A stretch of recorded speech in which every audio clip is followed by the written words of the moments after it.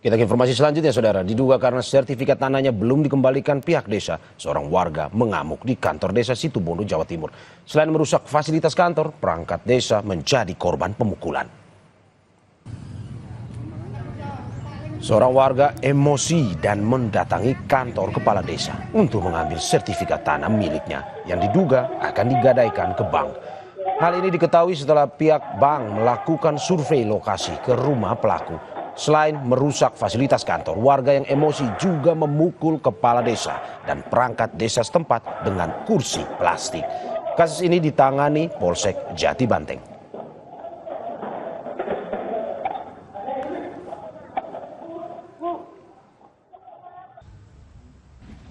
Dan sampai saat ini itu dari Polsek Jati Banteng sudah ditangani, dilakukan identifikasi dan klarifikasi.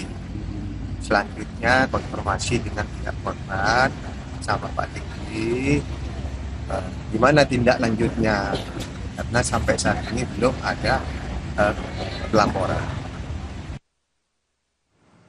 Kita beralih ke informasi lain, saudara. Sebuah kapal yang diduga mengangkut 9 orang pekerja migran Indonesia secara ilegal mengalami kecelakaan dan tenggelam di perairan Karimun Besar, Kepulauan Riau. 3 orang diantaranya belum ditemukan. Petugas SAR gabungan Basarnas, TNI Angkatan Laut dan polisi mengevakuasi korban yang berhasil selamat. Dalam evakuasi, para korban yang sempat terombang-ambing di laut telah diselamatkan oleh sebuah kapal tanker yang kebetulan melintas di perairan tersebut. Dalam peristiwa ini, 6 penumpang kapal selamat, sementara 3 orang lainnya belum ditemukan.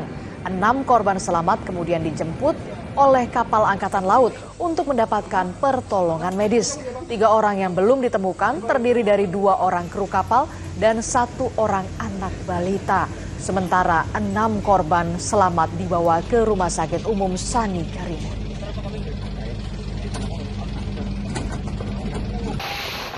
Kapal tanker Navy 8 Guard melakukan evakuasi 6 orang korban yang diduga akibat tabrakan di perairan Tanjung Balai Karimun.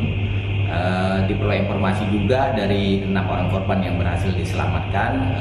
Mereka bergerak berangkat dari Tanjung Piai, Malaysia menuju ke Tanjung Balai dengan menggunakan kapal jenis longboat. Kemudian juga dari informasi dari yang berhasil diselamatkan, masih ada 2 korban yang belum ditemukan.